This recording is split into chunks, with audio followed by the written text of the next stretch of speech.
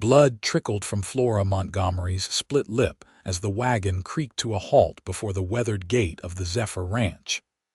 The year was 1879, and the Wyoming territory stretched vast and unforgiving around her, the late afternoon sun casting long shadows across the prairie. She clutched her threadbare shawl tighter around her shoulders, hoping to find refuge after 3 days of desperate travel. Instead, the cowboy at the reins, a tall, broad-shouldered man with eyes as hard as river stones, looked back at her, took in her bruised face, torn dress, and the small leather satchel that contained everything she now owned in the world, and abruptly jerked the horses around. "Not here," he said flatly, his voice carrying no emotion as the wagon began to roll away from what Flora had prayed would be her salvation. "Wait," she cried out, panic rising in her throat. "Please, sir, I have nowhere else to go." The man named Finn Zachary didn't slow the horses, didn't even turn to look at her again.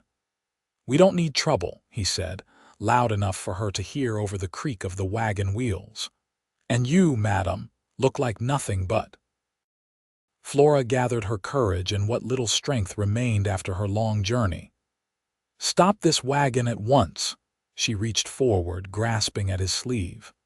"I'm not asking for charity. I can work. I can cook, clean, so I'll do anything. Please just don't leave me out here." Something in her voice, perhaps the raw desperation or the quiet dignity beneath it, made Finn pull back on the reins. The horses snorted, stamping at the dirt road as the wagon slowed to a stop. He turned then, studying her more carefully. Flora felt exposed beneath his gaze but lifted her chin defiantly, refusing to shrink away despite the pain that throbbed through her swollen lip. "Who did that to you?" he asked after a long moment. Flora's fingers touched her lip instinctively. "Does it matter? I've left him behind." 300 miles behind. Finn's jaw tightened. "Husband, former fiancé," she corrected. "I broke the engagement when I discovered his true nature. He did not take it well." The cowboy's gaze drifted to the horizon, then back to her face. The harshness in his eyes softened slightly, though his expression remained guarded. "We're short on space at the Zephyr, and my brother Frank doesn't take kindly to strangers, especially ones that might bring complications. I assure you there will be no complications. No one knows I'm here."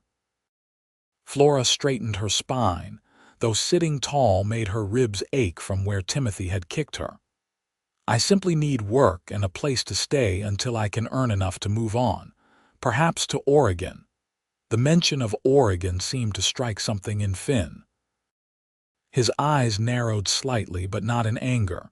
He looked thoughtful, almost nostalgic for a brief moment before the wall came back up. "1 week," he said finally. "You can stay 1 week. We'll see if you're worth keeping around after that." Relief flooded through Flora with such force that tears pricked at her eyes. She blinked them back, refusing to appear any weaker than she already did. "Thank you, Mr. Zachary. Finn Zachary." He clicked his tongue, and the horses began to move again, this time back toward the ranch gate. "And don't thank me yet, Miss Montgomery, Flora Montgomery." She gripped the edge of the wagon seat as they bounced over the rutted path. "And I will earn my keep, Mr. Zachary. You have my word."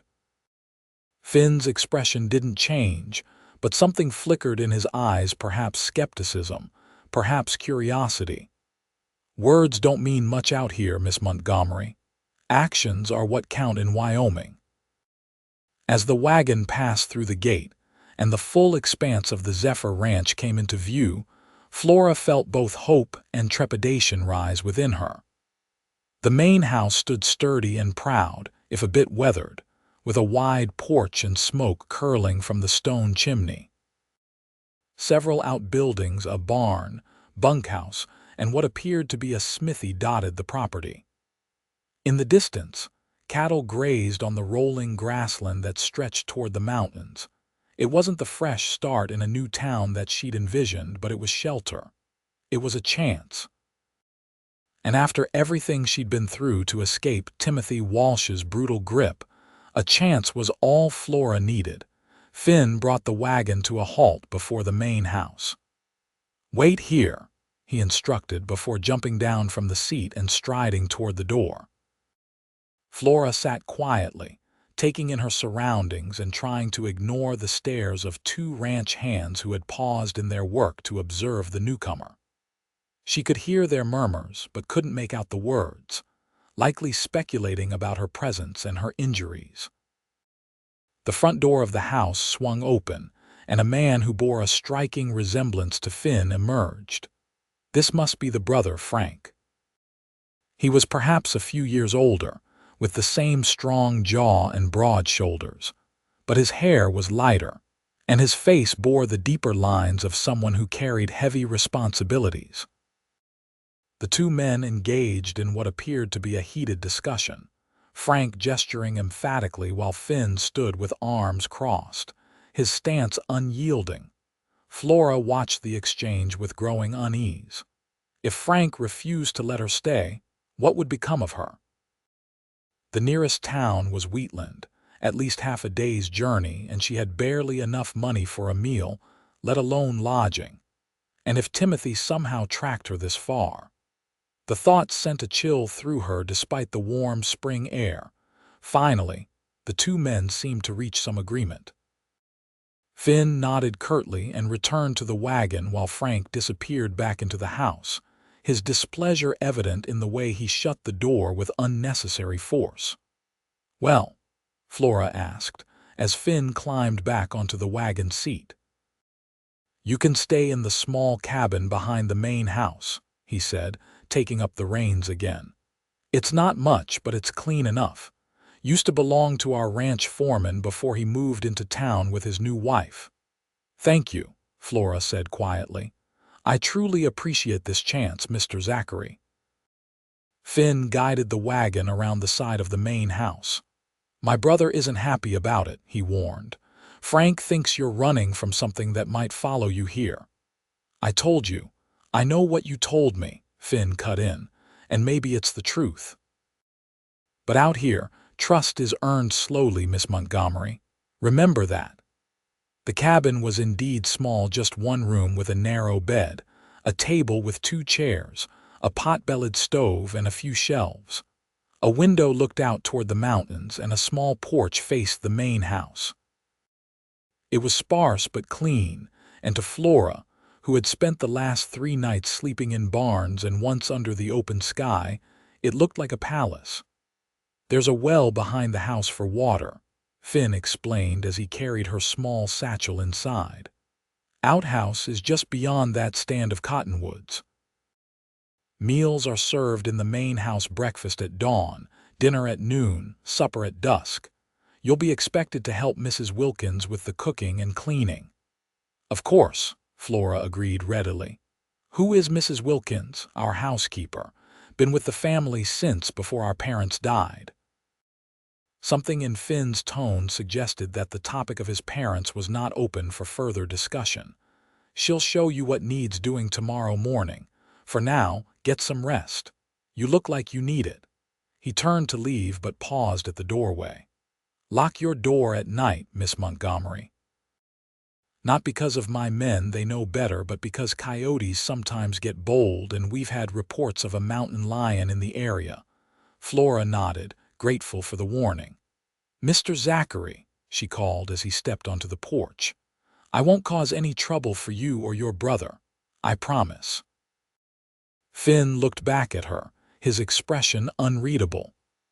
"Everyone brings trouble of some kind, Miss Montgomery. It's just a matter of what kind and how much." With that cryptic statement, he departed, leaving Flora alone in her new temporary home. As the sound of his boots crunching on the gravel path faded, Flora sank onto the edge of the bed, finally allowing herself to feel the exhaustion that had been her constant companion for days. She touched her split lip gingerly, wincing at the tenderness. The injury would heal soon enough, unlike the invisible scars Timothy had left on her heart and spirit. Flora had been so certain when she'd accepted Timothy's proposal 6 months ago. The son of the town's most prominent banker, he had charmed her with his polished manners and promises of a comfortable future. Her parents, struggling to maintain their small farm after years of drought, had been delighted by the match. Only after the engagement did Timothy begin to reveal his true self: the possessiveness, the jealousy, the quick temper that eventually turned to violence. The first time he struck her, Flora had been too shocked to react. The second time, she began planning her escape. The third time, the incident that left her with this split lip and bruised ribs, she had fled in the night, taking only what she could carry, and the money she'd secretly saved from selling her mother's lace work at the general store. Now here she was, hundreds of miles from the only home she'd ever known, at the mercy of strangers who clearly had reservations about her presence. With a deep breath, Flora unpacked her few belongings: 2 dresses, a nightgown, a hairbrush, a small Bible that had belonged to her grandmother, and a locket containing miniature portraits of her parents. The locket she placed carefully under her pillow. Everything else went into the small chest at the foot of the bed. As the day's last light faded from the window, Flora washed her face in the basin she found on a stand in the corner, carefully tending to her injured lip. Tomorrow would bring new challenges, but for tonight she was safe. And in her current circumstances, safety was a luxury she hadn't dared hope for just hours ago. She whispered a prayer of thanks before climbing into bed, surprised to find the mattress relatively comfortable. As she drifted towards sleep, her thoughts returned to the stern-faced cowboy who had initially turned her away but ultimately offered her sanctuary. Finn Zachary was a puzzle hard yet not entirely unkind. Flora wondered what experiences had shaped him into the guarded man he now appeared to be. Perhaps, she thought as sleep claimed her, their paths had crossed for a reason beyond mere chance. Dawn broke clear and cold over the Zephyr Ranch, rousing Flora from the deepest sleep she'd had in weeks. For a moment, disorientation gripped her: the unfamiliar ceiling, the distant lowing of cattle, the scent of pine and sage drifting through the slightly open window. Then memory returned, bringing with it both relief and uncertainty about the day ahead. She dressed quickly in her plainest dress, a serviceable brown cotton with only minimal fraying at the cuffs, and pinned her honey-blonde hair into a simple knot at the nape of her neck. The split in her lip had begun to heal, though the bruising around it had darkened to a purplish blue that stood in stark contrast to her fair complexion. Following Finn's instructions, Flora made her way to the main house just as the sun was cresting the eastern hills. Smoke rose from the chimney, and the smell of coffee and frying bacon reached her before she even stepped onto the porch. She hesitated briefly, gathering her courage, then knocked at the door. It swung open to reveal a stout woman in her 60s, her gray hair pulled back in a severe bun, sharp eyes assessing Flora from head to toe. "So you're the girl Finn brought in," she said without preamble. "I'm Mrs. Wilkins. You're late." "I apologize," Flora replied, though by her reckoning the sun had barely risen. "I'm Flora Montgomery. Mr. Zachary said I should report to you about my duties."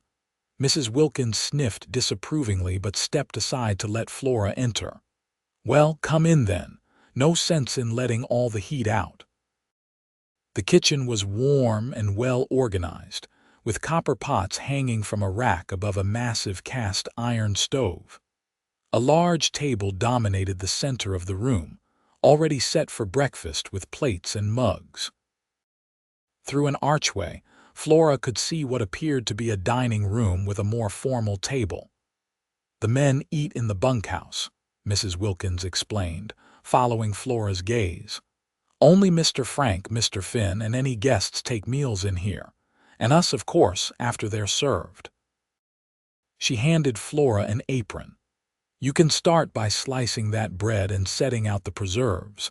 Then stir the porridge it's sticking to the pot." Flora set to work immediately, grateful for familiar tasks. Growing up on a farm had taught her well how to manage a household. As she worked, Mrs. Wilkins continued to issue instructions, occasionally correcting Flora's methods but generally seeming satisfied with her competence.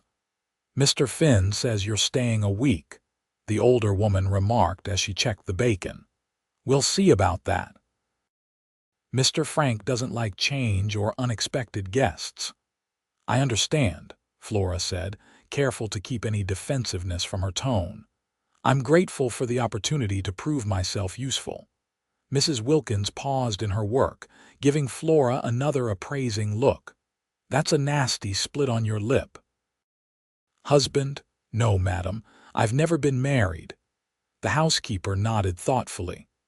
"Well, we don't pry into personal matters here at the Zephyr, so long as they don't affect the running of the ranch. But I'll tell you this, the Zachary brothers are good men, though they've had their share of hardship. Don't bring trouble to their doorstep." "I have no intention of causing any problems," Flora assured her. "Intentions and outcomes are often different things, girl." Mrs. Wilkins turned back to the stove. "Now pour the coffee. They'll be in shortly." As if on cue, the back door opened and Finn entered, removing his hat as he crossed the threshold. He was followed by Frank, whose expression darkened slightly at the sight of Flora. "Morning, Mrs. Wilkins," Finn said, nodding politely to Flora as well. "Miss Montgomery." "Mr. Zachary," Flora acknowledged, feeling suddenly self-conscious under the scrutiny of both brothers. She busied herself with pouring coffee into the waiting mugs. Frank took his seat at the head of the table without greeting either woman. "Peterson's fence on the north boundary needs mending," he said to Finn. "Looks like someone cut it deliberately. Could be rustlers testing our security." Finn frowned as he sat down. "I'll take Jackson and Martinez to check it out after breakfast.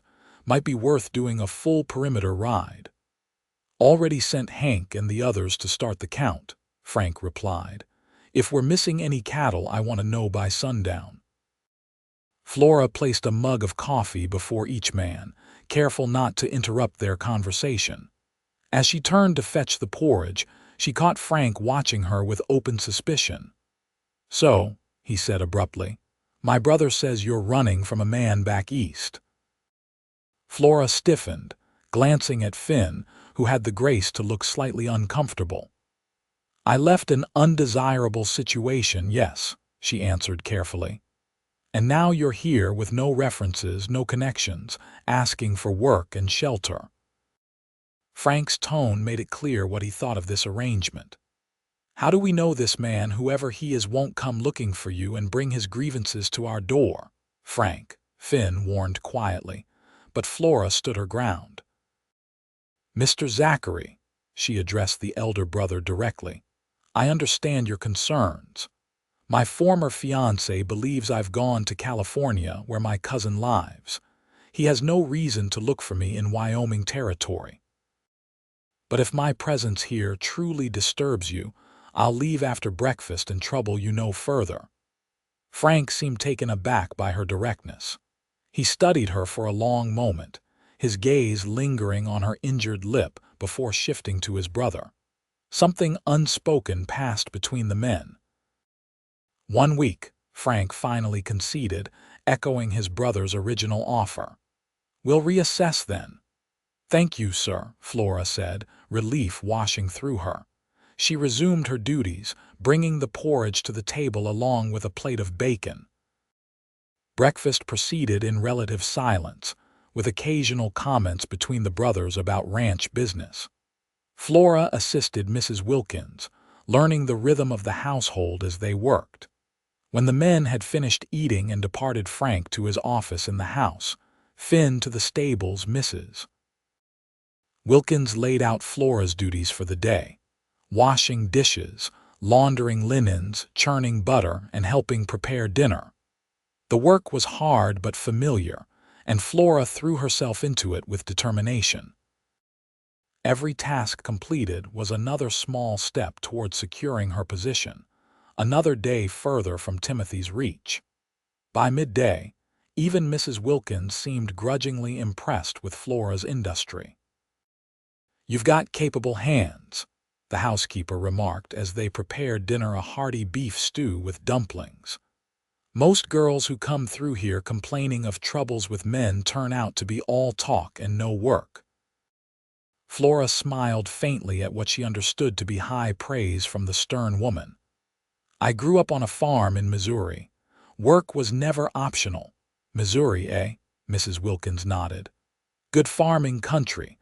What brought you west, if not to escape this man you were engaged to?"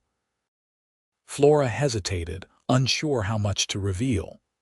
"My parents died last winter, influenza. The farm was mortgaged to the bank. There was nothing left for me there." Mrs. Wilkins's expression softened marginally. "I'm sorry for your loss, girl. Losing parents is never easy, no matter your age." She glanced toward the parlor, where a portrait of a handsome couple hung above the fireplace. "The Zachary boys know that pain well. Lost their folks to a fire when Finn was just 20 and Frank 24. Built this ranch from almost nothing after that." The information gave Flora a new perspective on the brothers, particularly Finn's initial reluctance to take her in. Perhaps he recognized in her the same desperate determination he had once felt.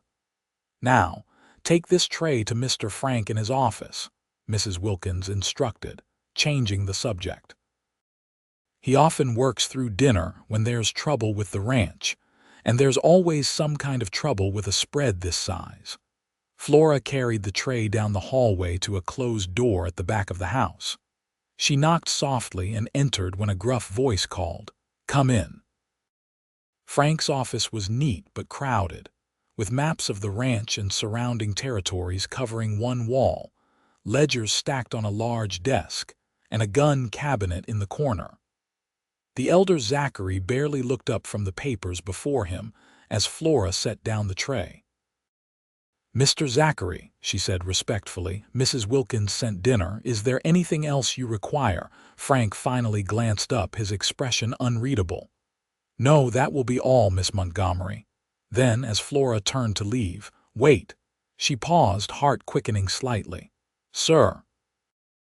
"My brother seems to think you're trustworthy," Frank said, studying her with the same intensity he'd shown at breakfast.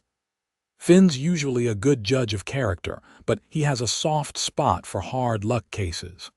Are you a hard luck case, Miss Montgomery, or something else entirely?" The question caught Flora off guard. I'm simply someone trying to start anew, Mr. Zachary. Nothing more mysterious than that." Frank leaned back in his chair. "This ranch represents everything my brother and I have built after losing everything. We protect what's ours, Miss Montgomery. Remember that." The warning was clear if veiled. "I understand, sir. I respect what you've built here and have no intention of jeopardizing it." He nodded once, apparently satisfied for the moment. "That will be all." Flora left the office with the distinct feeling she'd passed some sort of test, though she couldn't be certain.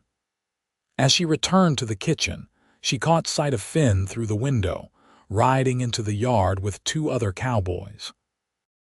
They appeared to be engaged in serious conversation, and Finn's expression was grim. "Trouble?" she asked Mrs. Wilkins, who had also noticed their arrival. The housekeeper frowned. "If they're back this early, it's nothing good. Best get their dinner ready, they'll be hungry, and men talk more freely when they're fed." Sure enough, within minutes, the back door opened and Finn strode in, removing his hat and dusting trail dirt from his clothes.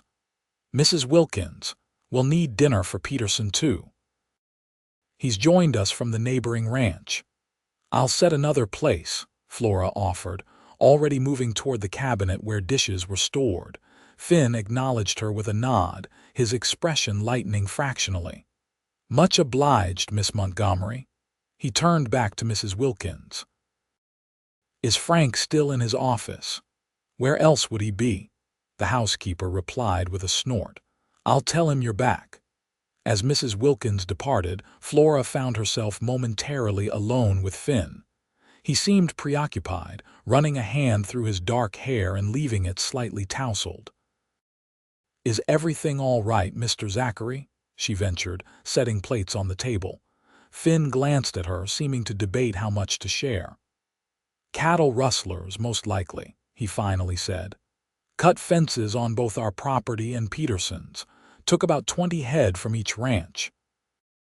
Not a fortune, but enough to be worrisome. I'm sorry to hear that, Flora said sincerely.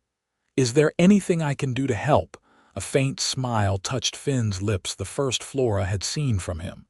It transformed his face, softening the hard lines and making him appear younger, more approachable. Unless you're handy with a rifle and tracking skills, probably not. But I appreciate the offer. Their eyes met briefly, and Flora felt an unexpected warmth bloom in her chest. She quickly looked away, focusing on arranging silverware. My father taught me to shoot, actually, she said conversationally. Though I doubt my skills would be much use against rustlers. You're full of surprises, Miss Montgomery, Finn remarked, and Flora thought she detected genuine interest in his voice. Before she could respond, however, the back door opened again as the other cowboys and their guest entered, followed by Frank and Mrs. Wilkins from the hallway. The moment passed, but throughout dinner served in the dining room rather than the kitchen due to Peterson's presence, Flora found herself increasingly aware of Finn. Unlike his brother, who remained aloof and focused on business, Finn occasionally glanced her way when she entered to refill coffee cups or clear plates. Once, when their hands accidentally brushed as she served him, a jolt of something electric passed between them. Finn had looked up sharply, his blue eyes meeting hers with an intensity that made her breath catch. That night, as Flora prepared for bed in her small cabin, she found herself replaying that moment in her mind. It had been so long since she'd felt anything but fear or anxiety around a man that the flutter of attraction took her by surprise.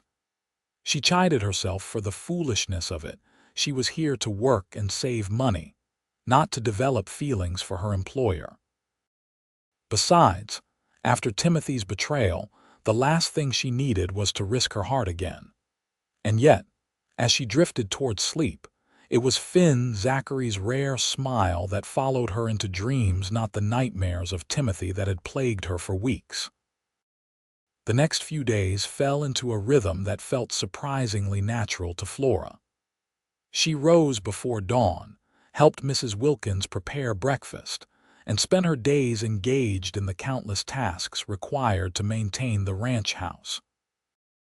The work was demanding but satisfying, and each night she fell into bed pleasantly exhausted. Frank remained distant but civil, seemingly content to observe her from afar while she proved her worth through labor. Mrs. Wilkins gradually warmed to her, especially after discovering Flora's skill with needle and thread when she mended one of Frank's shirts with nearly invisible stitches. It was Finn, however, who increasingly occupied her thoughts. Unlike his brother, Finn made efforts to acknowledge her beyond her role as a servant. He thanked her for meals, occasionally asked about her day, and once brought her a small bouquet of wildflowers he'd gathered while riding the range, saying simply that he thought they might brighten up that cabin. On her fourth day at the Zephyr, Flora was hanging laundry on the line behind the house when she spotted Finn working with a spirited young horse in the corral nearby. She paused in her task, captivated by the sight of man and beast engaged in a dance of wills. Finn moved with confidence and patience, never forcing the animal but gradually earning its trust through persistent gentleness. He has a way with the difficult ones, Mrs. Wilkins commented, appearing beside Flora with another basket of wet linens. Always has, since he was a boy. "The horse seems very wild," Flora observed as the palomino reared, only to have Finn calmly stand his ground. "That one's been giving the hands trouble for weeks," the housekeeper explained.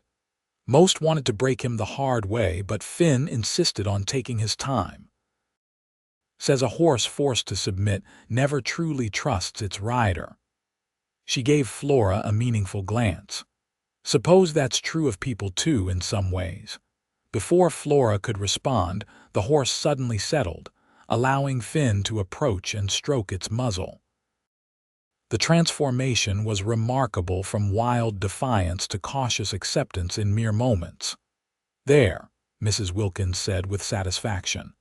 "Another victory for patience over force. Now, finish these sheets before the wind picks up, girl. We've got bread to bake yet." Flora returned to her task, but her gaze kept drifting to the corral where Finn was now leading the palomino in a slow circle, speaking words she couldn't hear, but which seemed to keep the horse calm. There was something deeply compelling about his method, the steady persistence, the refusal to dominate through fear, the respect for the animal's spirit even as he guided it toward cooperation. Later that afternoon, as Flora swept the front porch, Finn approached from the stables, his shirt damp with sweat from his work with the horses. "Making progress with the palomino?" she asked when he reached the porch steps. Finn looked surprised that she'd noticed. "Buttermilk," he said. "That's what I'm calling him, and yes, he's coming along. Another week or two and he'll be ready for a saddle." "I've never seen someone gentle a horse that way," Flora admitted. "It was impressive." A hint of that rare smile appeared. "My father taught me. He said fear might make a horse obey, but trust makes it a partner." Finn leaned against the porch railing, regarding her thoughtfully. "Speaking of trust, you seem to be settling in well here." Flora nodded, conscious of his scrutiny but no longer intimidated by it.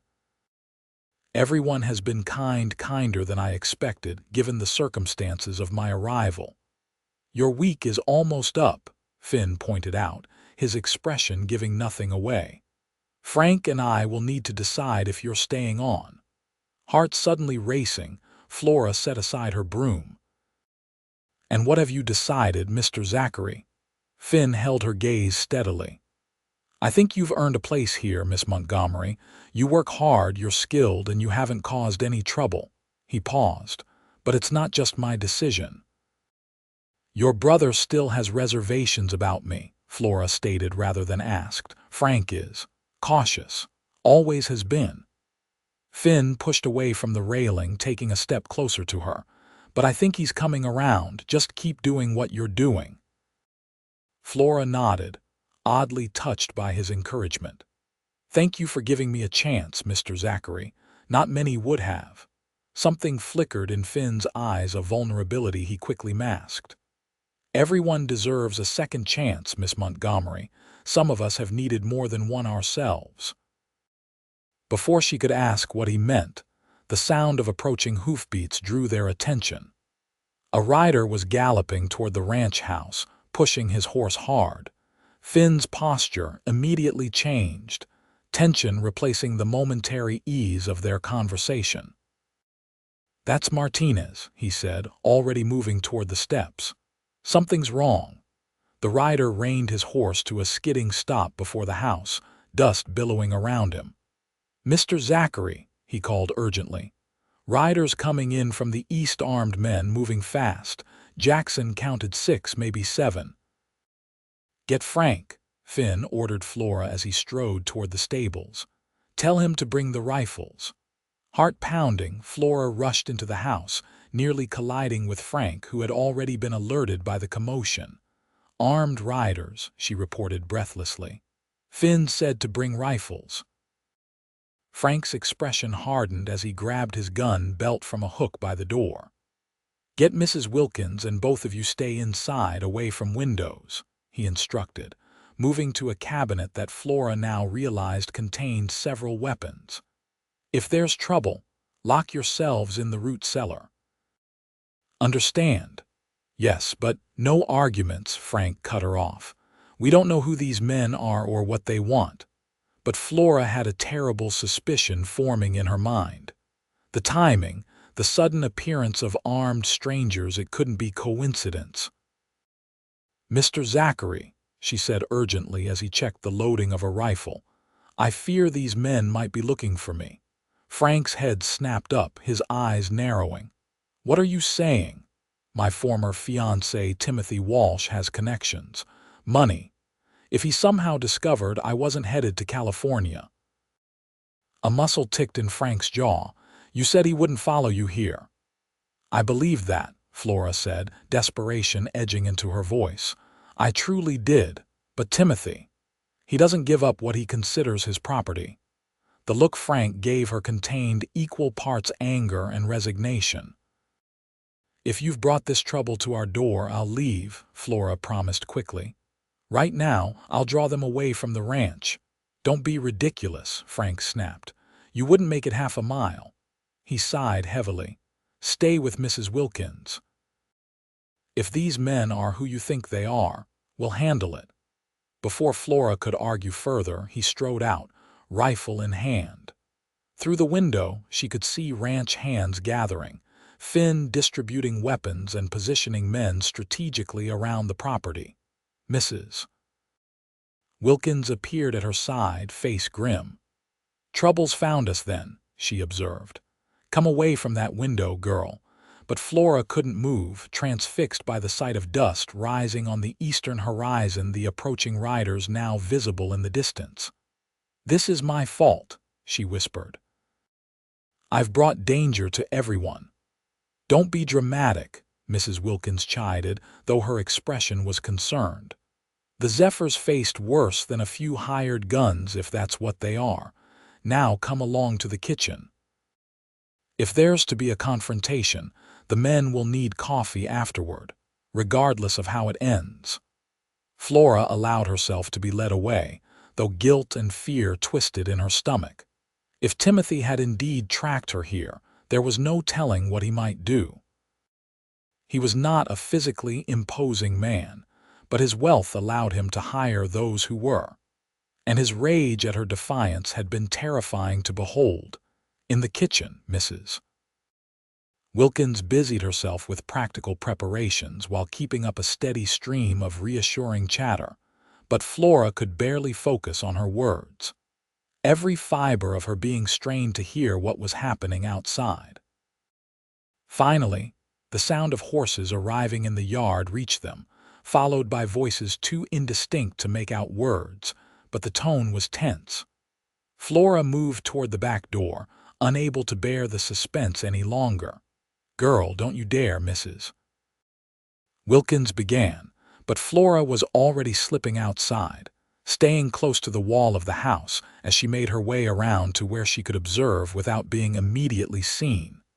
The scene in the yard made her blood run cold. 6 men on horseback faced the Zachary brothers and their ranch hands, who had formed a defensive line. At the center of the mounted group was a figure Flora recognized instantly, despite the dust of travel coating his usually immaculate appearance. Timothy Walsh had found her. He sat straight-backed on a chestnut gelding, his city clothes incongruous against the rugged backdrop of the ranch. The men flanking him were rough-looking characters, guns prominently displayed at their hips. "Simple matter," Timothy was saying, his cultured voice carrying across the yard. "Return what belongs to me, and we'll be on our way without further unpleasantness." "There's nothing here that belongs to you, mister," Finn replied, his stance deceptively casual, though Flora could see the tension in his shoulders. "This is private property, and you're trespassing." Timothy smiled thinly. "I believe you're harboring my fiancé, Flora Montgomery, a confused young woman who left home under distressing circumstances. Her family is quite concerned." "My family is dead," Flora called out, stepping into view before she could reconsider the wisdom of revealing herself. "And I am not, nor will I ever be, your fiancé again, Timothy." All eyes turned to her. Timothy's expression shifted from smooth confidence to something darker as he took in her appearance, healthy, defiant, the split in her lip nearly healed. "Flora, darling," he said, his voice honey over steel. "You've led us on quite a chase. Your poor horse was found wandering near the Colorado border. Fortunate that the station master in St. Louis remembered a young woman matching your description purchasing a ticket west." Flora stepped forward, ignoring Mrs. Wilkins's hissed warning from the doorway. "I'm not going back with you, Timothy. The engagement is over. I've made a new life here." Timothy's facade of pleasantness slipped further. "A life? As what, a servant on this?" He glanced around disparagingly. "Ranch. You belong in civilization, Flora, with me. I've forgiven your impulsive behavior, but my patience is not unlimited." "The lady's made her choice," Finn said, moving subtly to position himself between Flora and the mounted men. "I suggest you respect it and be on your way." Timothy's gaze shifted to Finn, assessing him with cold calculation. "And who might you be, sir? Her employer, or perhaps something more intimate?" The insinuation hung in the air like poison. "Flora has always been susceptible to romantic notions. I wonder what tales she's spun for you." "No tales," Frank interjected, stepping forward. "Just a split lip and bruised ribs when she arrived. Seems explanation enough for why a woman might flee." A tense silence followed this statement. Timothy's companions shifted uncomfortably, exchanging glances that suggested even they had limits to what they considered acceptable behavior toward women. "Unfortunate accidents," Timothy finally said, his voice tight. "Flora has always been clumsy." "I've never been clumsy a day in my life," Flora retorted, anger overwhelming fear. "You struck me because I discovered your affair with Elizabeth Parker. You struck me again when I returned your ring. And you nearly killed me when I said I was leaving for good." Timothy's face contorted with rage, the mask of civility falling away completely. "You ungrateful little," he cut himself off, visibly struggling to regain composure. "Gentlemen," he addressed the Zacharys, "whatever she's told you, Flora is still legally bound to me. We signed a formal engagement contract, witnessed and notarized. Her father accepted a considerable sum to secure our union before his untimely death." "Is this true?" Frank asked Flora, his expression grave. Flora's heart sank. "My father was desperate to save our farm. Timothy offered what seemed like salvation money in exchange for a promise of marriage, but no contract can force me to marry a man who abuses me." "The law might disagree," Timothy said smugly, "and I have the means to ensure it's enforced. Now, are you going to hand her over, or must we resolve this differently?" His hand moved meaningfully toward his jacket, where Flora knew he carried a small pistol. The ranch hands tensed, hands hovering near their weapons. The air seemed to crackle with the potential for violence. Then Finn stepped forward, his voice calm but carrying an edge of steel. "Mr. Walsh, is it? I don't care what paper you have. No one here is handing over a free woman like she's property. Miss Montgomery has chosen to stay, and stay she will." "You have no right," Timothy began, but Finn cut him off. "I have every right to defend those under my protection. This is Wyoming territory, Mr. Walsh, not your drawing room back east. Out here, we judge a man by his actions, not his bank account." Finn's hand rested casually on his holstered revolver. "Now, you and your hired men can leave peacefully, or you can try your luck against ranchers who shoot straight and stand by their own. Your choice." The tension stretched to breaking point as Timothy and Finn stared each other down. Flora held her breath, terrified of what might come next. Timothy was not a man to back down easily, especially not when his pride was wounded. To everyone's surprise, it was one of Timothy's own men who broke the standoff. "Mr. Walsh," the grizzled gunman said quietly, "this ain't the kind of fight you're paying us for. They've got numbers and position, and I don't fancy shooting at a woman or the men protecting her." Timothy's head whipped around, his expression incredulous. "I'm paying you to do as I say." "You're paying us to find her and bring her back if she's willing," the man corrected, meeting his employer's gaze steadily. "Lady don't seem willing to me." Murmurs of agreement came from the other hired guns, who were clearly reassessing their situation. Flora realized with dawning hope that Timothy had misrepresented his intentions to these men. They might be hired guns, but even they had a code. Timothy's face flushed with humiliation as he realized his authority was crumbling.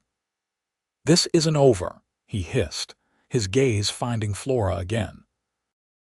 "You think you've escaped, but you have nowhere to hide. I'll file claims in every territory if necessary.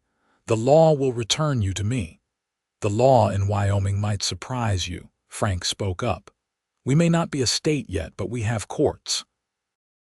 And those courts have already established that engagement contracts aren't enforceable when there's evidence of mistreatment. I suggest you consult a local lawyer before making threats." This information visibly startled Timothy, and Flora saw the first flicker of uncertainty in his eyes. Wyoming territory was indeed progressive in its laws regarding women's rights, something she had learned during her journey west, but that Timothy, with his Eastern assumptions, might not have known. "Furthermore," Frank continued, pressing his advantage, "if you continue to harass Miss Montgomery, I'll personally ensure that every newspaper from here to St. Louis runs the story of how Timothy Walsh, son of the esteemed banker Gilbert Walsh, beats women who refuse his advances. I imagine that would make interesting reading for your business associates and social circle." The threat of public scandal, the one thing Timothy feared more than losing Flora herself, finally broke his resolve. His face a mask of barely contained fury, he jerked his horse's reins. "You'll regret this interference," he said coldly.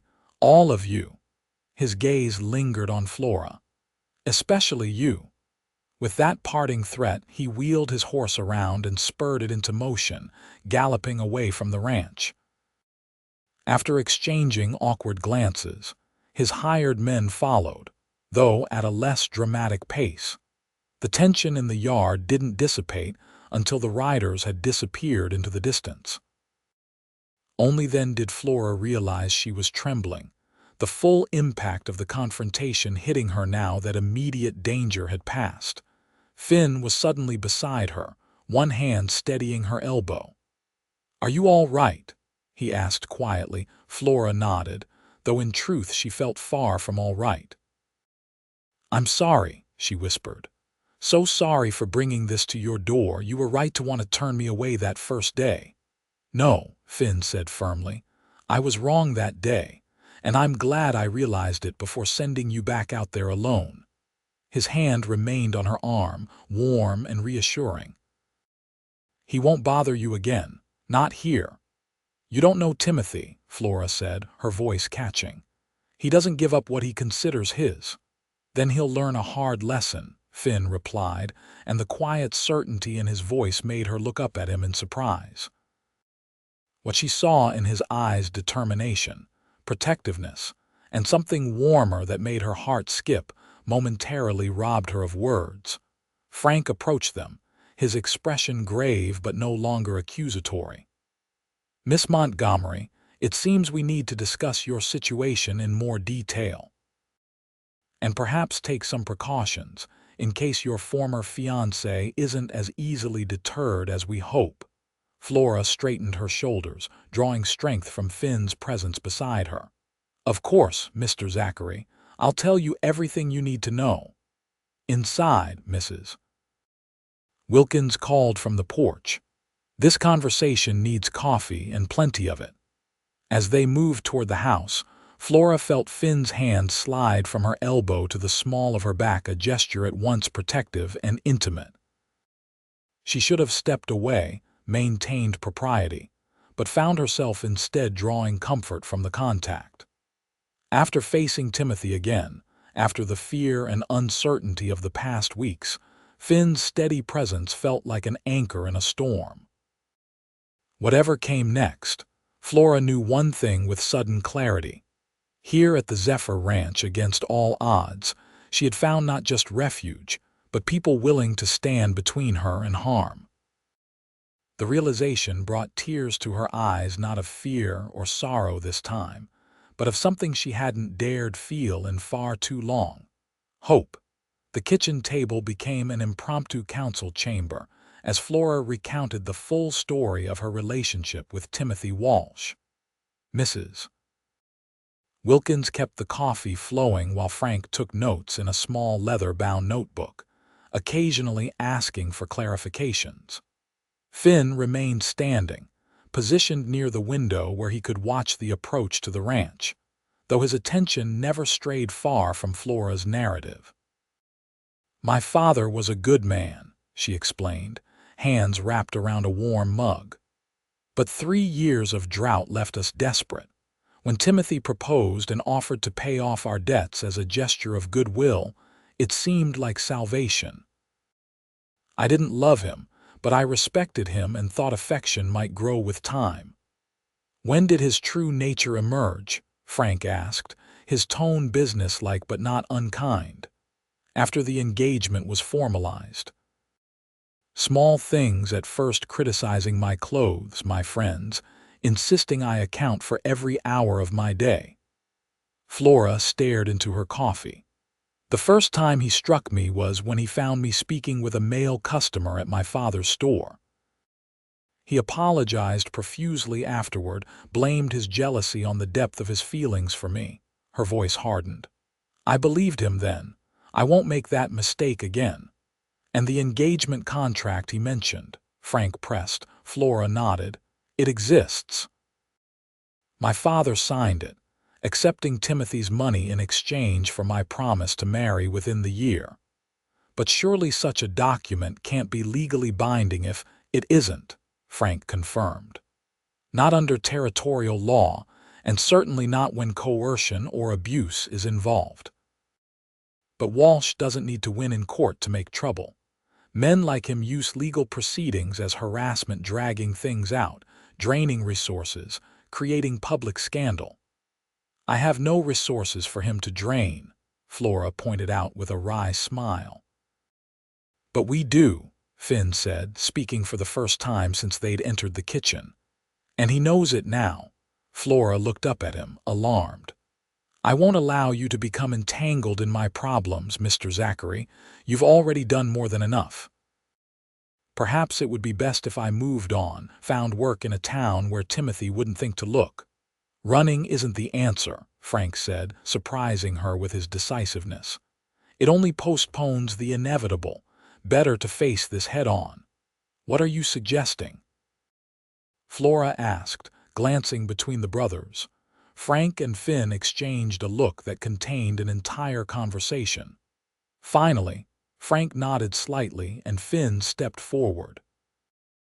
"Miss Montgomery, Flora," Finn began, unusually hesitant, "there's a solution that would put you beyond Walsh's reach entirely, legally speaking." Flora's heart began to race, though she wasn't entirely sure why. "What solution?" "Marriage," Finn said simply.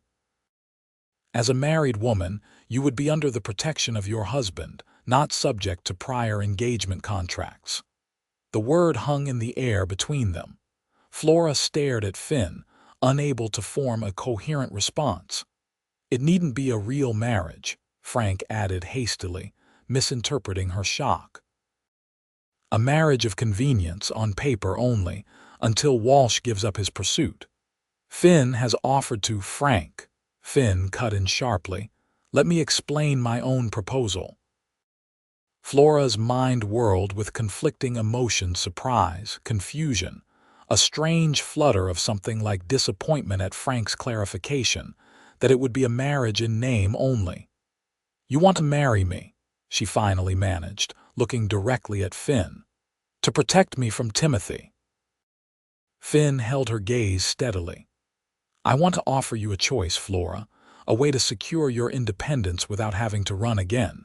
He paused. "It would be a legal marriage in all respects, but with no expectations. You would have your own room, your own life.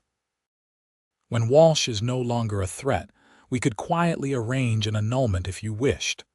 Mrs. Wilkins made a small sound that might have been disapproval, but when Flora glanced at her, the housekeeper's expression revealed nothing. "This is overwhelming," Flora said carefully. "You barely know me, Mr. Zachary." "I know enough," Finn replied. "I know you're brave, hardworking, and determined to build a new life despite considerable obstacles. I know you've earned Mrs. Wilkins's respect, which is no small feat." This drew a reluctant chuckle from the housekeeper. "And I know that Timothy Walsh is the kind of man who will use every advantage to control you again." "What Finn is failing to articulate," Frank interjected with surprising gentleness, "is that he admires you, Miss Montgomery. This offer, while practical, is not entirely selfless on his part." Finn shot his brother an exasperated look but didn't contradict him. I don't know what to say," Flora admitted, her cheeks warming under Finn's intent gaze. "Say you'll consider it," Finn suggested. "Take some time. This isn't a decision to make in haste." Flora nodded, grateful for his understanding. "Yes, I'll consider it. Thank you for offering such a solution." The conversation shifted then to more immediate concerns, increasing patrols around the ranch, sending word to neighbors to watch for Walsh and his men, and practical arrangements for Flora's continued safety. But beneath these discussions, the proposal lingered in Flora's mind, raising questions and possibilities she had never anticipated when she arrived at the Zephyr with nothing but a split lip and desperate hope. That evening, alone in her cabin, Flora paced the small room, turning the day's events over in her mind. Timothy's appearance had shaken her more than she wanted to admit.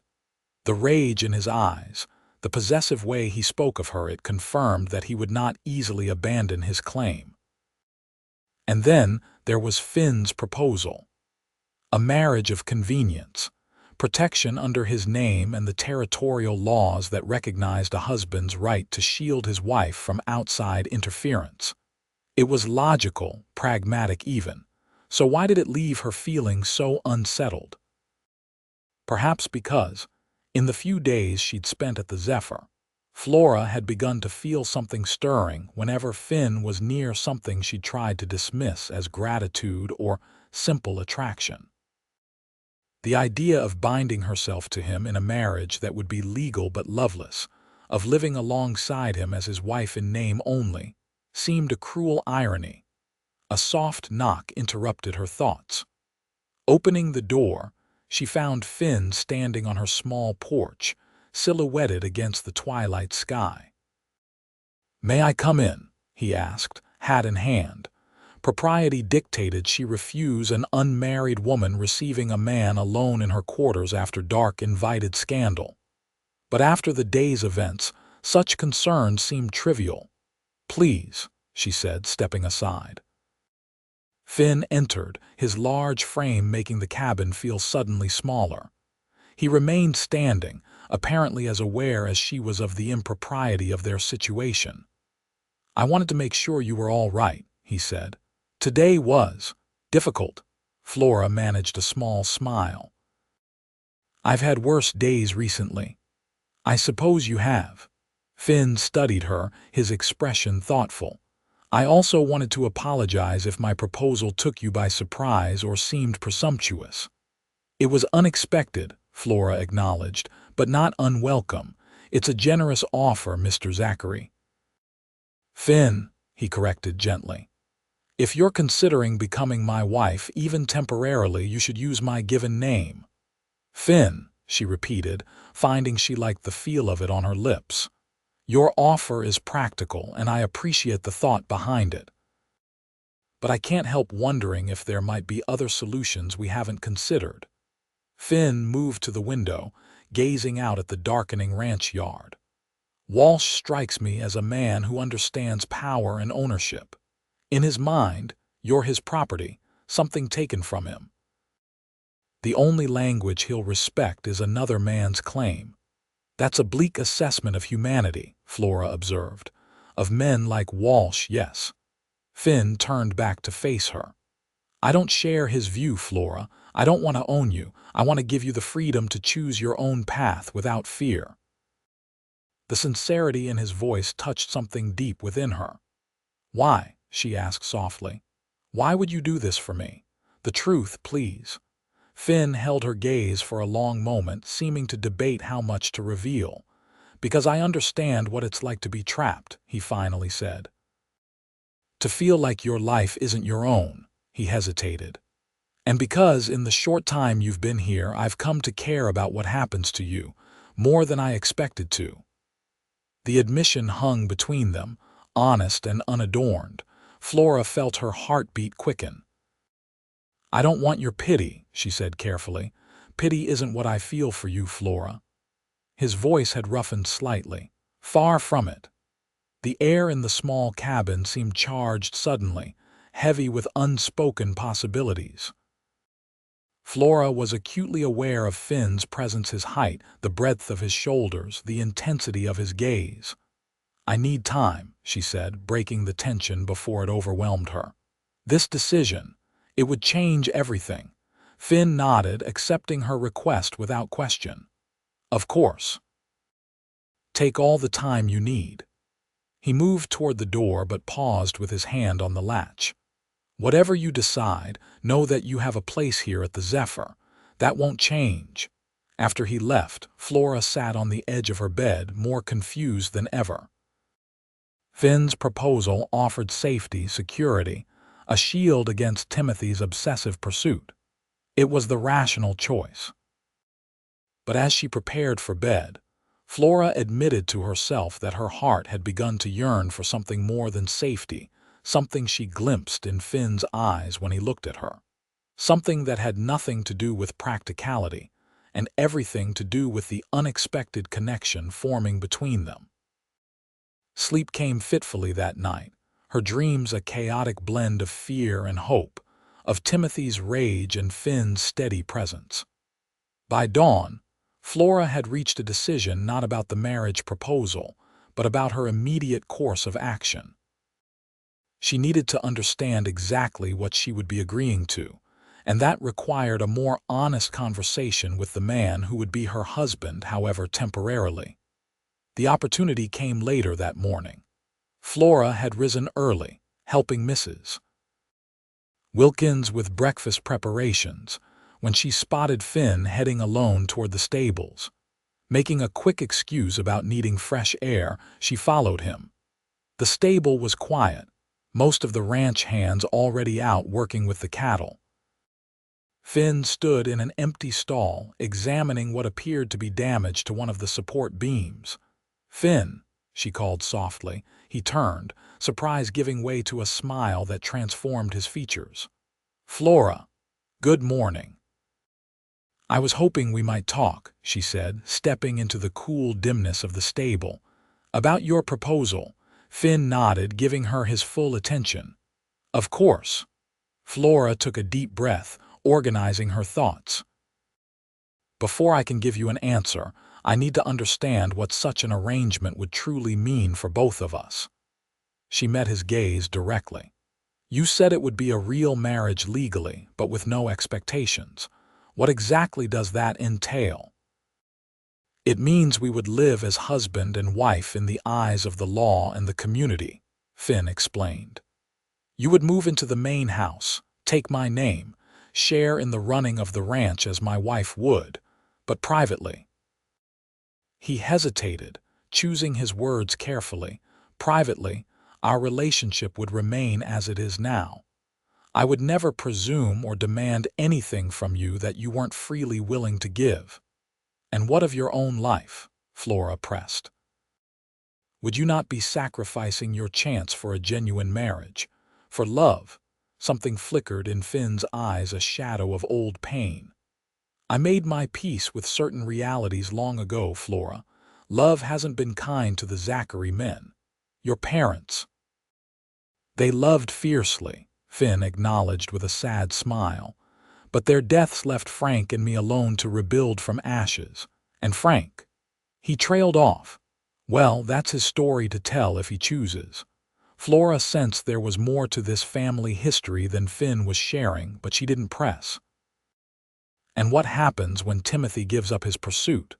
When I'm no longer in danger? Then you'd be free to choose again, Finn said simply.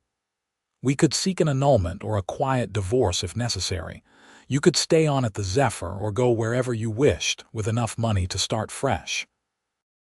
You've thought this through, Flora observed, both impressed and slightly disappointed by his practicality. I try to consider all possibilities. Finn stepped closer, his expression earnest. But there's something you should know, Flora, something I didn't say yesterday with Frank present. Her heart quickened. Yes, if we were to marry, even for these practical reasons, I couldn't promise that my feelings would remain unchanged. The admission seemed to cost him something. I already find myself drawn to you in ways I didn't anticipate. Living as husband and wife, even in name, only I can't guarantee that I wouldn't hope for more, eventually. The honesty of his confession took her breath away. And if I couldn't return those feelings, then I would respect your wishes, Finn said without hesitation. Your freedom to choose is what matters most in this. Flora studied him, seeing beyond the strong, capable exterior to the man beneath a man who had known loss and hardship, but hadn't been broken by it. A man who offered protection without demanding submission in return. A man so unlike Timothy that the comparison felt almost absurd. Thank you for your honesty, she said softly. I have one more question, if I may. Finn nodded, waiting. If Timothy wasn't a concern, if I had arrived at your ranch under different circumstances, with no danger following me, would you still have come to care for me, as you put it? The question seemed to catch him off guard. For a moment, Finn simply looked at her, his gaze traveling over her face as if committing it to memory. Yes, he finally said, his voice low and certain.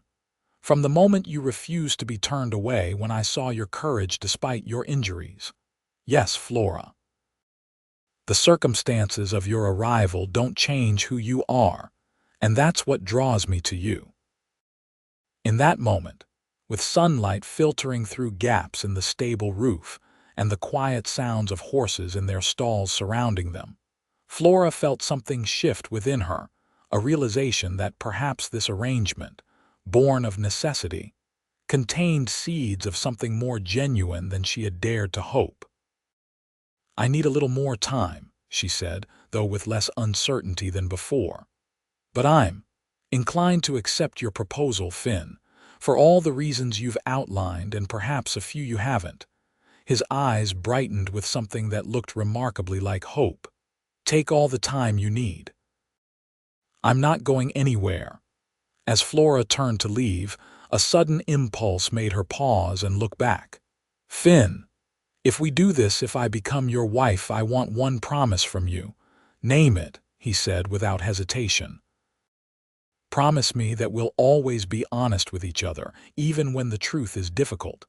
I've had enough of pretty lies and hidden motives to last a lifetime. Finn's expression softened.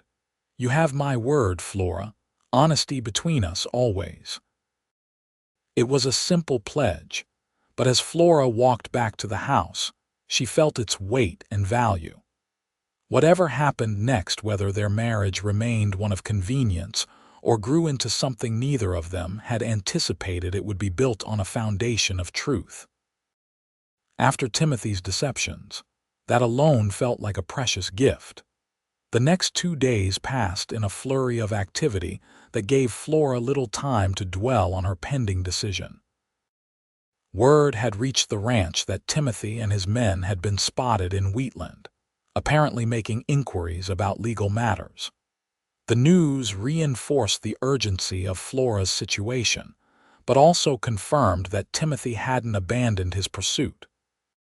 Frank, in a surprise move that demonstrated his growing acceptance of Flora, rode into town himself to consult with Judge Harrison, a longtime friend of the Zachary family. He returned with confirmation of what he'd told Timothy. Wyoming territory had established legal precedents that protected women from coerced marriages and invalidated engagement contracts when evidence of abuse existed. "That's the good news," Frank explained as they gathered in the parlor after supper. "The bad news is that Walsh has hired Sutton, the most aggressive lawyer in the territory. He's filing petitions claiming breach of contract, theft of property. Apparently he's claiming you took jewelry that belonged to his family, and even alienation of affection, suggesting we lured you away." "That's absurd," Flora protested. "I took nothing that wasn't mine, and I'd never even heard of the Zephyr Ranch until I arrived here." "Truth matters less than what Sutton can make a judge believe," Frank said grimly. "And Walsh has the money to drag this through every court from here to the Mississippi." "Unless Flora is beyond his reach legally," Finn added quietly from his position by the fireplace. All eyes turned to Flora. She felt the weight of their expectations, the unspoken question hanging in the air. "I've made my decision," she said steadily, meeting Finn's gaze. "I accept your proposal, Finn. I will marry you." Something flashed in Finn's eyes: relief, satisfaction, and perhaps something warmer. "You're sure?" "Yes," Flora said with more confidence than she truly felt. "It's the most practical solution to an impossible situation, and She hesitated, aware of Frank and Mrs. Wilkins's presence. "I trust you to honor the terms we discussed." Finn nodded solemnly. "You have my word." "Well then," Frank said, clearing his throat, "I suppose congratulations are in order. Judge Harrison can perform the ceremony as soon as tomorrow if you're amenable. The sooner we establish this legal shield, the better." "Tomorrow," Flora echoed, suddenly dizzy with the speed of events. "So soon?" "Is that a problem?" Frank asked, his practical nature reasserting itself. "If Walsh files an injunction before you're married, things could get complicated." "No, I understand the urgency," Flora assured him. "Tomorrow is fine." Mrs. Wilkins, who had remained silent throughout the discussion, finally spoke up. "If you're to be married tomorrow, girl, we'd better see about a proper dress. Can't have the new Mrs. Zachary looking like a ranch hand at her own wedding." She stood decisively. "Come with me. I've got something that might work with a few alterations." Flora followed the housekeeper upstairs, feeling slightly dazed by the rapid turn of events. Just a week ago, she had arrived at the Zephyr Ranch desperate and alone. Now she was preparing to marry a man she barely knew but somehow trusted more than the fiancé she'd known for months. In Mrs. Wilkins's room, the older woman unlocked a cedar chest and carefully removed a dress of pale blue silk, simply cut but elegant in its design. "This was to be my daughter's wedding dress," Mrs. Wilkins explained, her voice softening. "Before the fever took her and her intended both, back in '68. "Oh, Mrs. Wilkins," Flora breathed. "I couldn't possibly—" "Hush," the housekeeper interrupted. "It's been sitting in this chest for over a decade. Eleanor would have wanted it used for a good purpose." She held the dress against Flora's frame. "You're slimmer than she was, but not much shorter. We can take it in tonight and have you looking proper by morning." As Mrs. Wilkins pinned and adjusted the dress, she maintained a steady stream of practical advice about ranch life, the Zachary brothers' habits, and the responsibilities Flora would face as the mistress of the Zephyr. "Finn's a good man," she said at one point, her tone matter-of-fact as she secured a pin. "Better than most. Steady, fair-minded, keeps his word, but he carries burdens he doesn't speak of." "What kind of burdens?" Flora asked, curious about the man who would be her husband in less than 24 hours. Mrs. Wilkins considered the question while adjusting the dress's bodice. "Not my place to tell his stories," she finally said. "But I will say this: both brothers were shaped by loss, but they responded differently. Frank built walls. Finn keeps his wounds closer to the surface, makes him kinder in some ways but vulnerable too." She looked up at Flora with surprising intensity. "Don't add to those wounds, girl. Even in a marriage of convenience, there's power to hurt." Flora nodded, sobered by the housekeeper's words. "I have no intention of causing him pain, Mrs. Wilkins. Quite the opposite." "Good," the older woman said briskly, returning to her work. "Because despite what he might say about temporary arrangements and practical solutions, I've seen how he looks at you when he thinks no one's watching." Flora's cheeks warmed. "And how is that?" Mrs. Wilkins's weathered face softened into a rare smile. "Like a man who's found something he thought was lost to him forever. Hope, maybe, or the possibility of happiness." She secured another pin. "Now stand straight. Can't have this hem dragging tomorrow." That night, after returning to her cabin for what would be her last evening there, Flora found herself too restless for sleep. Tomorrow she would become Mrs. Finn Zachary, a name and identity she had never anticipated.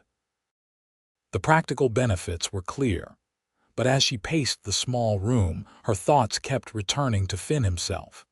In just a week, he had transformed in her eyes from a stern, forbidding figure, who had initially turned her away, to a man of unexpected complexity and kindness. She recalled the gentleness with which he had tended the wild palomino, the quiet strength he had shown in facing down Timothy, the honesty with which he had admitted his growing feelings for her. Was it possible, Flora wondered, that this marriage of convenience might become something more genuine with time? The thought both thrilled and terrified her. After Timothy's betrayal, she had sworn never to make herself vulnerable again, never to trust a man with her heart.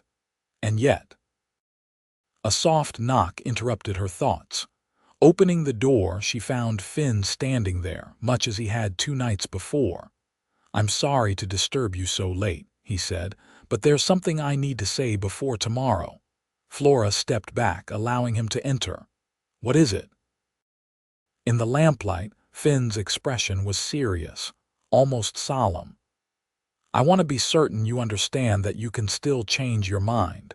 Even tomorrow, even at the judge's office, if you have any doubts, any hesitation, you need only say so." His concern touched her deeply. "I appreciate that, Finn, but my decision is made. For the right reasons," he pressed. "Not just fear of Walsh." Flora considered the question carefully. "At first, yes, it was primarily about escaping Timothy's control, but now—" She met his gaze steadily. "Now I find myself thinking of other reasons, of possibilities I hadn't considered when I first arrived here." Something kindled in Finn's eyes, a warmth that made Flora's heart beat faster. What possibilities might those be? The possibility that 2 people, brought together by difficult circumstances, might discover something worth building upon, she said softly. The possibility that what begins as a practical arrangement could grow into something genuine. Finn took a step closer, close enough that Flora could feel the warmth radiating from him. "Is that what you want, Flora? Something genuine between us?" "I think," she said carefully, "that I want the chance to find out, without pressure, without expectations, just possibility." He reached out slowly, giving her time to withdraw if she wished, and gently tucked a strand of hair behind her ear. The simple gesture sent a shiver through her that had nothing to do with fear. "Then we're in agreement," Finn said, his voice low. "Tomorrow we marry for practical reasons to secure your freedom from Walsh's pursuit. But afterward—" His hand lingered near her face, not quite touching. "Afterward, we give ourselves time to discover if there might be more between us than convenience." Flora nodded, suddenly finding it difficult to form words with him so near, his eyes reflecting the lamplight and something deeper, more compelling. "There's one more thing," Finn said, withdrawing his hand reluctantly. "A wedding gift." He reached into his pocket and produced a small velvet pouch. "This belonged to my mother. I'd be honored if you'd wear it tomorrow."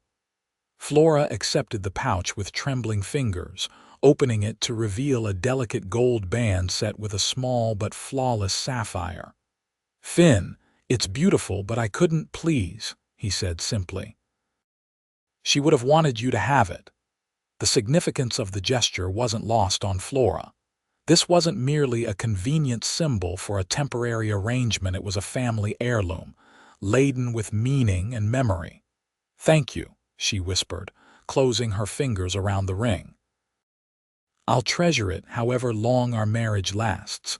Finn's expression softened. "Get some rest, Flora. Tomorrow will bring changes for both of us." He moved toward the door but paused with his hand on the latch. "For what it's worth, I haven't felt this hopeful about the future in a very long time." After he left, Flora stood motionless in the center of her small cabin, the ring clutched in her palm, her heart racing with emotions she couldn't fully name. Tomorrow she would become Finn Zachary's wife, a shield against Timothy's threats, yes, but perhaps also the beginning of something she had stopped believing was possible for her. Hope, Mrs. Wilkins had called it, the possibility of happiness. For the first time since fleeing her home with a split lip and broken trust, Flora allowed herself to embrace that possibility without reservation. Morning arrived with a clarity that seemed fitting for a wedding day, even one arranged under such unusual circumstances. The sky stretched endlessly blue above the Zephyr Ranch, and a gentle breeze carried the scent of sage and wild grass through the open window of Mrs. Wilkins's room, where Flora stood examining her reflection in a full-length mirror. The pale blue dress had been expertly altered overnight, fitting her slender frame perfectly. Its simple elegance suited her far better than the elaborate gown Timothy had commissioned for their wedding, a confection of lace and pearls designed more to display his wealth than to please the bride. Mrs. Wilkins had arranged Flora's honey blonde hair in a simple updo, adorned with sprigs of white wildflowers gathered at dawn. "You'll do," the housekeeper pronounced, her gruff tone belied by the satisfaction in her eyes. Something borrowed and blue in the dress, something new in those flowers, and something old. She gestured to the locket around Flora's neck, containing the miniature portraits of her parents. "Perfect." Flora touched the locket, wishing her parents could see her now. Would they understand her decision? Would they approve of Finn? She liked to think they would. Her father had valued honesty and hard work above all else, qualities Finn possessed in abundance. "I wish they could be here," she said softly. Mrs. Wilkins's expression softened with rare sympathy. "They are, girl, in their own way." She adjusted a final pin in Flora's hair. "Now, the wagon's waiting. Can't keep the judge and your groom waiting." The journey into Wheatland passed in a blur of nervous anticipation. Frank drove the wagon, unusually formal in a clean black suit and string tie. Two ranch hands rode alongside as escorts, a precaution against any interference from Timothy, though there had been no sign of him since his departure from the ranch. The town of Wheatland was small but growing rapidly, with a main street boasting a general store, a hotel, 2 saloons, and various other businesses catering to the expanding population of the Wyoming Territory. The territorial courthouse stood at the northern end of the street, a solid 2-story building of red brick that proclaimed the community's aspirations toward permanence and civilization. Finn waited on the courthouse steps, and the sight of him made Flora's heart skip.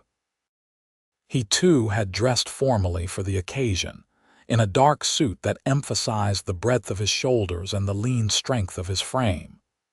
His usually unruly dark hair had been tamed, and he'd trimmed his beard.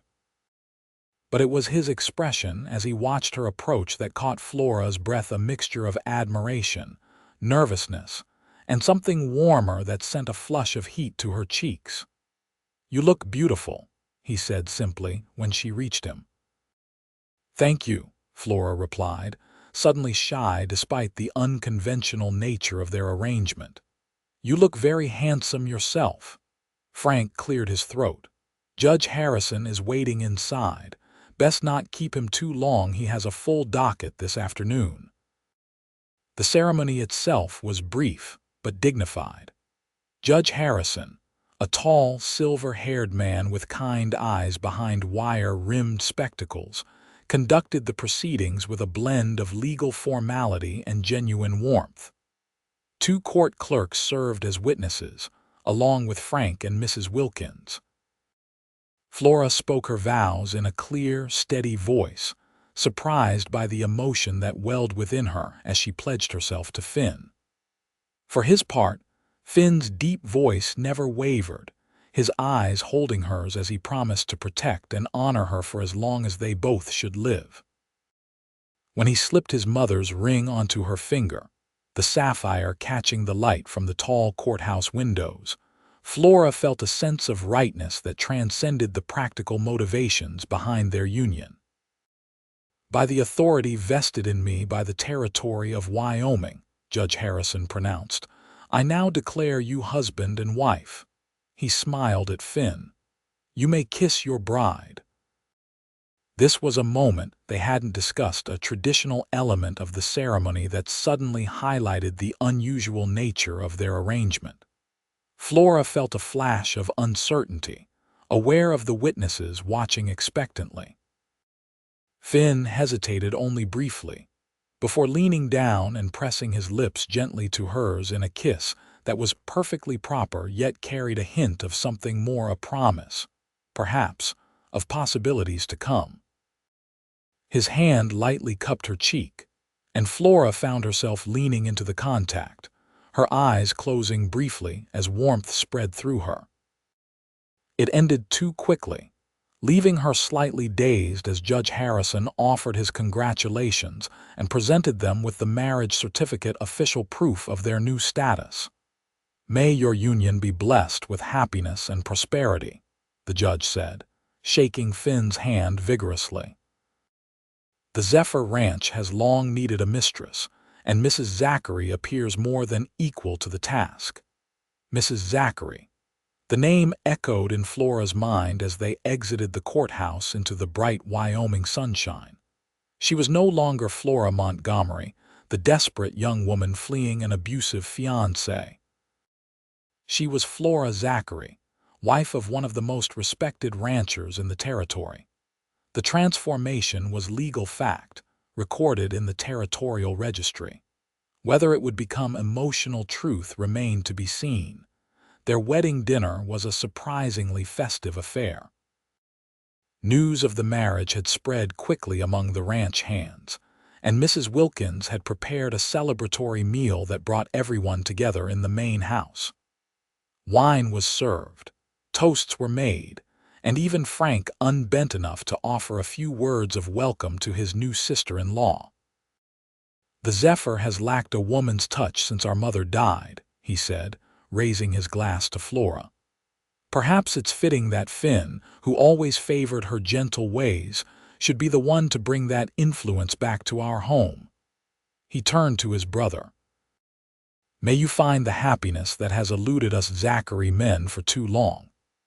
It was the most personal statement Flora had heard from the elder Zachary, and the emotion behind it, quickly masked, revealed depths she hadn't suspected.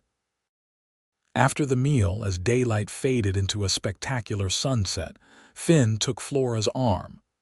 "Would you care to walk with me?" he asked quietly. "There's something I'd like to show you." They strolled away from the house, following a path that led toward a small rise overlooking the ranch. The evening air was cool but pleasant, scented with sage and the promise of coming summer. Flora was acutely aware of Finn beside her, of his hand occasionally brushing hers as they walked. "Are you all right?"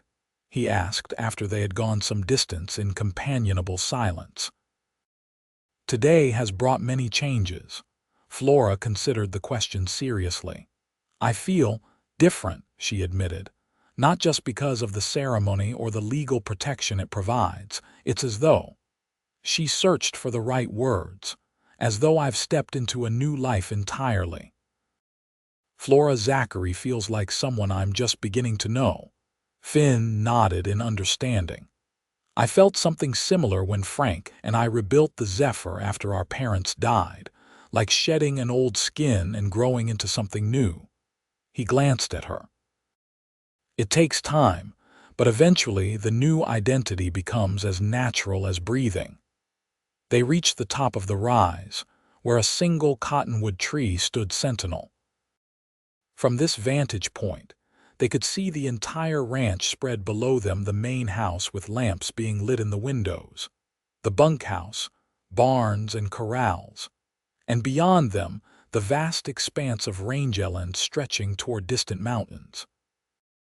"This is what I wanted to show you," Finn said, gesturing toward the view. "The Zephyr, as my father used to say, in all its glory and burden." "It's beautiful," Flora said sincerely, taking in the peaceful scene. "It's yours now, too," Finn said quietly. "Whatever happens between us, whether our marriage remains one of convenience or becomes something more, this land, this legacy, is part of who you are now." The solemnity in his voice made Flora turn to look at him. In the fading light, his profile was strong against the darkening sky, his expression thoughtful as he gazed out over the ranch. "Thank you," she said softly, "for sharing it with me, for trusting me with your name, your home, your mother's ring." She touched the sapphire band, which caught the last rays of sunlight. Finn's gaze shifted to her face, his eyes searching. "I meant what I said in my vows today, Flora. Convenience may have brought us to the altar, but honor and respect will guide how I treat you always." "And I meant my vows as well," she replied, holding his gaze steadily. "I will be a true partner to you, Finn Zachary, in whatever form our marriage takes." Something changed in Finn's expression, a softening, a hunger, a vulnerability that made Flora's heart race. He stepped closer, his hand rising to cup her cheek as it had during their brief ceremony. "May I kiss you again?" he asked, his voice rough with emotion. "Not for witnesses or tradition, but because I very much want to." The question, so respectful of her boundaries even now, when he had every legal right to demand far more, confirmed everything Flora had come to believe about this man. Instead of answering with words, she rose on tiptoe and pressed her lips to his. The kiss began gently, tentatively, but quickly deepened as Finn's arms encircled her waist, drawing her closer. Unlike their ceremonial kiss in the courthouse, this one held no restraint, no performance for onlookers. It was honest, seeking a question and answer all at once. When they finally parted, both breathing unevenly, Finn rested his forehead against hers. "I know we agreed to take things slowly," he murmured, "to give ourselves time to discover what might grow between us. But I'm finding patience increasingly difficult around you, Flora Zachary." The admission sent a thrill through her. "Perhaps," she suggested, her voice barely above a whisper, "we needn't be quite as patient as we initially thought." Finn drew back slightly to study her face in the deepening twilight. "Are you saying—" "I'm saying that this marriage may have begun as a practical solution to an immediate problem," Flora said carefully. "But my feelings for you are rapidly becoming anything but practical." The smile that spread across Finn's face transformed him, erasing years of solitude and worry in an instant.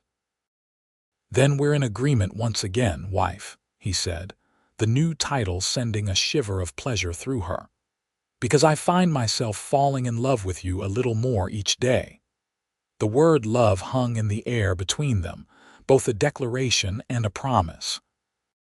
Flora had thought herself incapable of trusting such a sentiment again after Timothy's betrayal, but here, with Finn's arms around her and the vast Wyoming sky darkening above them, she found herself believing, not just in Finn's words, but in her own capacity to heal, to trust, to love again.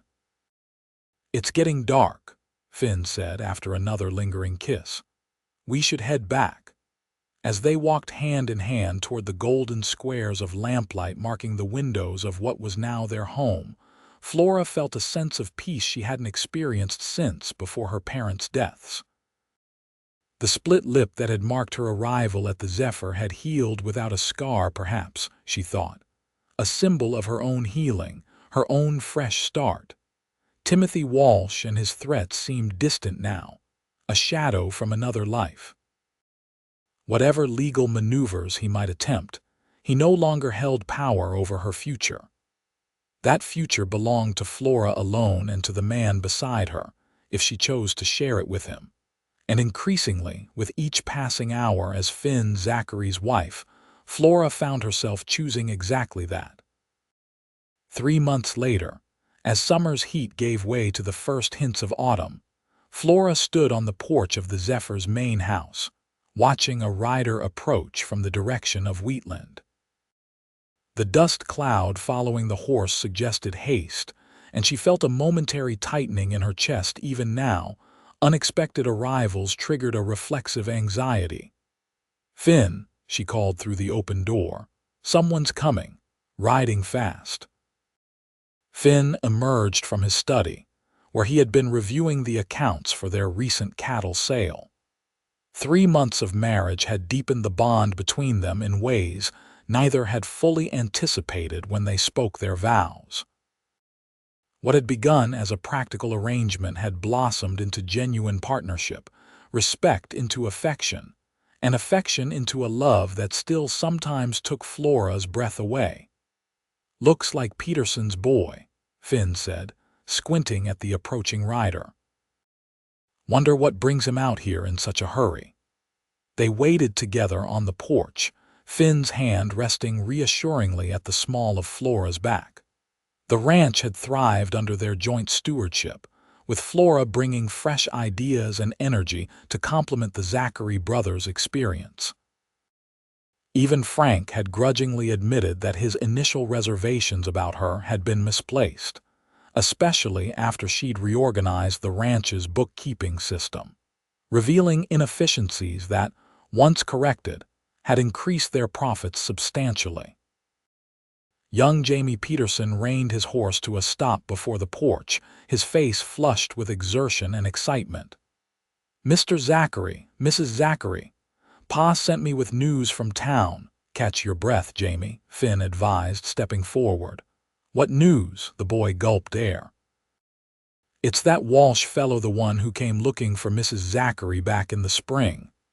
He glanced at Flora apologetically. "Begging your pardon, madam, for mentioning him." Flora tensed, but Finn's steady presence beside her gave her courage. "What about Mr. Walsh, Jamie?" she asked calmly. "He's gone, madam. Left the territory entirely." Jamie's expression was triumphant. "Judge Harrison received papers from back east Missouri, I think. Walsh has been arrested for fraud. Something about misusing his father's bank funds. They say he'll likely go to prison for years." The news hit Flora like a physical blow, not of fear, but of final, complete release. Timothy, whose shadow had lingered at the edges of her new happiness despite all legal protections, was no longer a threat. Not because of her marriage, not because of Wyoming's progressive laws, but because his own misdeeds had finally caught up with him. "Thank you for bringing this news, Jamie," Finn said, noting Flora's stunned silence. "Please tell your father we're grateful for his thoughtfulness in sharing it." After the boy had ridden off with promises of pie from Mrs. Wilkins on his next visit, Finn turned to Flora. "Are you all right?" She nodded slowly, processing the implications. "It's just unexpected. All this time I've been looking over my shoulder, wondering if he might find some way to interfere with our lives, and now Now you're truly free, Finn finished for her. No more legal threats, no more fear. I've been free since the day I married you, Flora said softly, taking his hand. This just confirms what I've already known, that my place is here with you. Finn's eyes darkened with emotion. Even though our marriage began as a shield against Walsh, even though you have the option now to. To what? Flora asked, stepping closer. To leave the man I love. The life we've built together. She shook her head firmly. Finn Zachary, when I arrived at this ranch with nothing but a split lip and desperate hope, I could never have imagined finding such happiness. You turned your wagon around that day, brought me home instead of sending me away. That choice changed everything for both of us. Finn gathered her in his arms, his expression a mixture of relief and adoration that still made Flora's heart skip. When I saw you sitting there, injured but so determined, something told me that turning you away would be the greatest mistake of my life. His hand gently traced the spot where her split lip had been, now healed without a trace. I've never been so grateful for my own stubbornness. Nor I for mine, Flora laughed, rising on tiptoe to kiss him. As the kiss deepened, filled with the familiar warmth and growing passion that characterized their relationship, the sound of the dinner bell rang out from the kitchen, Mrs. Wilkins summoning them to the evening meal. We should go in, Flora murmured against Finn's lips. Frank will be waiting. Let him wait a moment longer, Finn replied, his arms tightening around her. I'm not quite ready to share my wife with the rest of the world just yet. Flora laughed again, the sound carrying across the ranch yard, free, joyful, unburdened at last from the shadows of her past. Well then, husband, she said, her eyes sparkling with mischief and love. I suppose Mrs. Wilkins's pot roast can wait a few more minutes. As the sun dipped toward the western mountains, casting long golden light across the Zephyr Ranch, Flora and Finn Zachary stood wrapped in each other's embrace, living proof that sometimes the most unpromising beginnings can lead to the most beautiful destinies, if only we have the courage to turn the wagon around and say, yes, here.